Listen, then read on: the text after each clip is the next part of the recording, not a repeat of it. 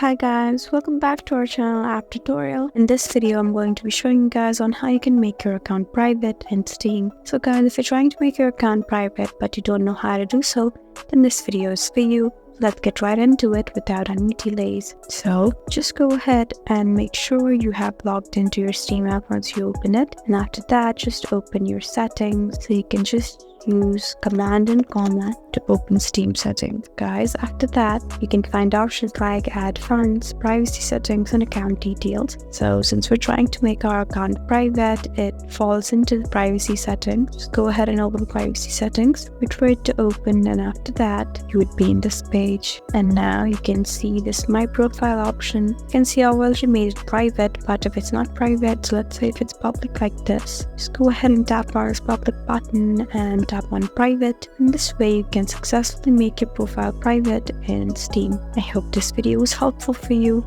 If you found this video helpful, please leave us a like and drop us a comment down below. And if you want more helpful videos like these, then please subscribe to our channel. We'll see you again next time. Thank you for watching.